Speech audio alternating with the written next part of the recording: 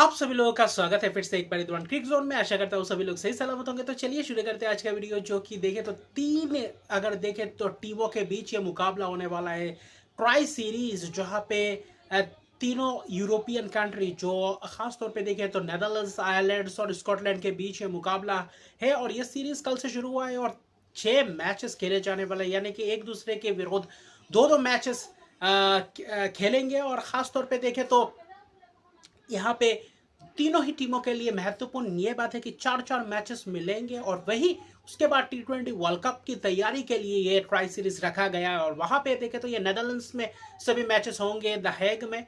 लेकिन फिर भी देखें तो आप, जो पहला मुकाबला था नेदरलैंड्स और स्कॉटलैंड के बीच, वहाँ पे खासतौर पे स्कॉटलैंड ने टॉस जीतकर पहले गेंदबाजी का फैसला किया था और तीनों ही टीमों के बीच ये भिड़ंत होगी। लेकिन मुकाबला सभी टीमों के लिए महत्वपूर्ण इसलिए है क्योंकि वही टीम जाएंगे जो इस ट्राई सीरीज में खेलेंगे T20 वर्ल्ड कप के लिए। कैसे तैयारी रहता है ये एक देखने लायक बात होगा, इसलिए मैचेस बहुत ही महत्वपूर्ण हो जाते हैं इंटरनेशनल मैचेस के हवाले से। और हाल ही में कुछ बहुत सारे मैचेस सीरीज खेले जाने वाले हैं इस बीच T20 वर्ल्ड कप शुरू होने से पहले, वार्म अप मैचेस शुरू होने से पहले।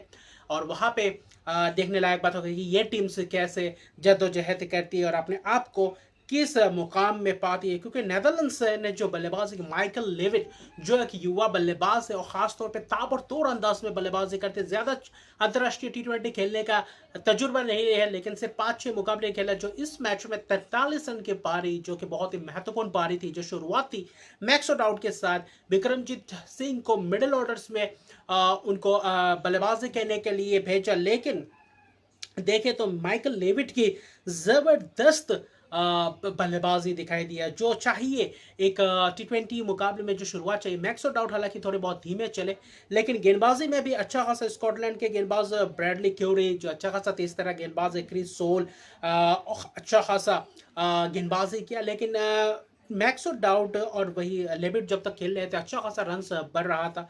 68 रन पे पहला विकेट गिरा था। खासतौर पे मैक्सवेल आउट 30 रन बनाए और बहुत सारे कैचेस छूटे स्कॉटलैंड से, जिसके कारण नेदरलैंड्स थोड़ी बहुत दबदबाव बनाए रखे थे, लेकिन जो थोड़ा बहुत आसानी से कैचेस भी छूटे। लेकिन माइकल लेविट के 43 रन की पारी आखिर में बोल्ड हुए। मैक्सवेल आउट को भी चलता किया। खासतौर पे देखें तो माइकल लिस्क ने अच्छा खासा स्पिन ऑप्शन है, मार्क वेट, क्रिस ग्रेव्स और माइकल लिस्क। क्रिस ग्रेव्स को ज़्यादा गेंदबाजी नहीं किया, मुझे लगता था एक आध ओवर और डलवा सकते थे। लेकिन क्रिस्टोफर सोल हालांकि 2 विकेट्स चटका, महत्वपूर्ण 2 विकेट्स, इस बीच रन्स भी थोड़े बहुत रोके। और आखिर में जो विक्रमजीत सिंह के साथ जो पार्टनरशिप्स था तेजा निडामानोर के बीच और साइब्रेंट एंगलब्रेक्ट के बीच जो पार्टनरशिप था, बहुत ही ज़बरदस्त पार्टनरशिप, 40-45 रन के करीब पार्टनरशिप। और उस पार्टनरशिप ने थोड़ी बहुत रन्स बढ़ोतरी किया और बीच में जो गुच्छों में विकेट्स गिरा, उसके बाद विकेट्स गिरे जब विक्रमजीत सिंह का विकेट गिरा, छक्के ज़बरदस्त अंदाज में लगा रहे थे 39 रन की पारी के लिए सिर्फ और सिर्फ 18 गेंदों में 3 छक्के 3 चौकों की मदद से। और वही प्रदर्शन आपको चाहिए T20 वर्ल्ड कप में। ऐसे क्रिकेटिंग नेशन से चाहिए जहाँ पे तेजा निडामानोर ने भी 19 रन बनाए, बाकी सभी थोड़े बहुत आखिर में विकेट्स गंवाते चले गए, जिसके कारण 167 रन बनाए 8 विकेट के नुकसान पे, बढ़ना ये 180-90 भी रन हो सकते थे जिससे प्रदर्शन कर रहे थे। और आखिर में गेंदबाजों ने भी अच्छा खासा गेंदबाजी किया। 2 विकेट सोल, गेविन मेन ने 2 विकेट चटकाया, 4 ओवर में किफायती स्पेल ब्रैडली क्यूरी का जबरदस्त अच्छा स्पेल था। और वही स्पिनर्सों ने भी थोड़ा बहुत हाथ घुमाया, लेकिन देखें तो स्पिनर्सों ने थोड़े बहुत रन्स दिए और अच्छा खासा था स्कॉटलैंड द्वारा गेंदबाजी में। और लेकिन 168 रन का लक्ष्य, वो ऐसा लक्ष्य था कि शायद कि स्कॉटलैंड वो प्रदर्शन कर पाएंगे जो चाहिए अहम मुकाबले में और अहम टूर्नामेंट में। ऐसे टूर्नामेंट में आप चाहते हैं कि अच्छा खासा चेस करें, ताकि T20 वर्ल्ड कप में आपको पता नहीं कब चेस करने का मौका मिले और कब पहले बल्लेबाजी करके रन्स टारगेट्स बोर्ड पे लगाना पड़े, इसलिए यह मुकाबला अहम हो जाता है। माइकल जोन्स और हेयर्स ने शुरुआत किया, खासतौर पे ओली हेयर्स ने जो लेफ्ट हैंडेड बल्लेबाज है, उतना खास शुरुआत नहीं था। माइकल जोन्स एक अच्छा खासा तजुर्बेकार अगर देखें तो बल्लेबाज है जो ताबड़तोड़ अंदाज में बल्लेबाजी कर सकते हैं।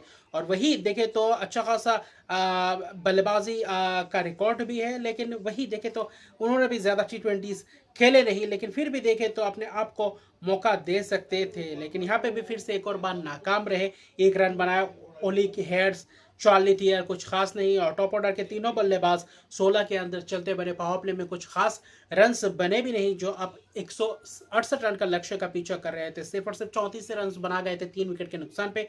लेकिन कप्तान रिचर्ड देखे तो रिची वेरिंगटन की ज़बरदस्त वापसी करवाई, और मैथ्यू क्रॉस जो एक अच्छा खासा, ये दो बल्लेबाज है जो पुख्ता बल्लेबाजी क्रम में वो जो सीनियरिटी लाते हैं, अच्छा खासा तजुर्बा है इंटरनेशनल क्रिकेट का, इसलिए ये सबसे ज़्यादा स्कॉटलैंड से देखने को चाहेंगे कि इस टूर्नामेंट में ये दो बल्लेबाज कैसे रुख अपनाते हैं। और माइकल जोन्स ऊपरी क्रम के बल्लेबाजों से भी वही कारनामा करते हुए देखने को मिलेगा।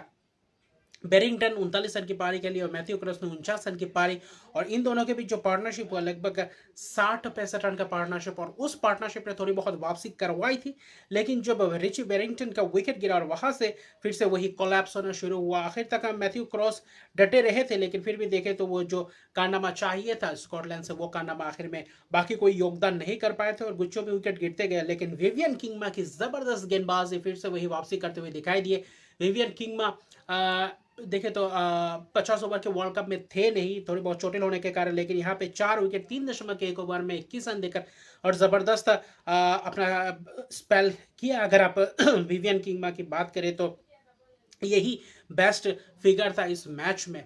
और ख़ास तौर पे देखें तो 2 विकेट डेनियल डोराम ने भी right left arm off spinner अच्छा खासा गेंदबाजी की, और लोगन वैन बीक जो फिर से एक और बार चाहे हुए दिखे 3 ओवर में 18 रन देकर 3 विकेट। और ये विवियन किंगमा और लोगन वैन बीक की ज़बरदस्त स्पेल, और इस स्पेल ने स्कॉटलैंड को पूरी तरीके से धराशायी कर दिया, जिसके कारण स्कॉटलैंड अपने आप को हार के कगार में पाया अपने आप को। और आखिर में जाते जाते 168 रन का लक्ष्य का पीछा करते करते देखे तो 18.1 ओवर में ऑल आउट हो गए थे। 126 रन बना पे 41 रन की एक ज़बरदस्त जीत नेदरलैंड्स द्वारा। और नेदरलैंड्स चाहेंगे ऐसे ही टूर्नामेंट जब आगे बढ़े, वर्ल्ड कप के पास जाए, वहाँ पे वार्म अप मैचेस भी मिलेंगे, लेकिन यहाँ से प्रदर्शन अच्छा खासा करते जाए। और यहाँ पे सोचने लायक बात होगा कि स्कॉटलैंड कैसे वापसी करेंगे बाकी आने वाले मैचेस में, क्योंकि यहाँ पे भी देखें तो दूसरा ही मैच आज ही खेला जाने वाला है, और यह मुकाबला होगा आयरलैंड नेदरलैंड्स, जबकि एक दिन का रेस्ट मिला होगा स्कॉटलैंड को, वहां पे वापसी करने का मौका मिला होगा, सोचने की बात होगी। लेकिन वहीं पे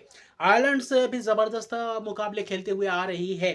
पाकिस्तान के खिलाफ 3 T20 मैचेस की सीरीज भले ही हारे हुए हैं, लेकिन वहीं पे अच्छा खासा प्रैक्टिस मिला, और यहाँ पे भी चाहेंगे नेदरलैंड्स को एक चुनौती पेश करें। आयरलैंड की टीम एक अच्छा खासा जबरदस्त टीम दिख रही है, और यहाँ पे इन 6 T20 मैचेस में देखने लायक बात होगा कि यहाँ पे कौन सा टीम बाजी मारती हो। यहाँ पे तीनों ही टीमों के पास मौका है, एक अपॉर्चुनिटी है कि अच्छा सा अच्छा टीम सेटल करके जाए और अच्छा खासा प्रदर्शन करके जाए। इसलिए आज इस मुकाबला भी अहम रहेगा नेदरलैंड्स के लिए भी, और वही आयरलैंड नेदरलैंड्स के वही कंसिस्टेंसी बरकरार रख पाएंगे इस मैच में, ये देखने लायक बात होगा। बाकी स्कॉटलैंड के खिलाफ जबरदस्त जीत के साथ आगाज हुआ इस ट्रायंगुलर सीरीज का, और बाकी देखते हैं आने वाले मैचेस में क्या होता है। तो अभी के लिए इतना ही। अगर मेरे चैनल को सब्सक्राइब नहीं करें तो मेरे चैनल को सब्सक्राइब कर दीजिए, लाइक शेयर कमेंट जरूर कीजिए। तब तक के लिए गुड बाय।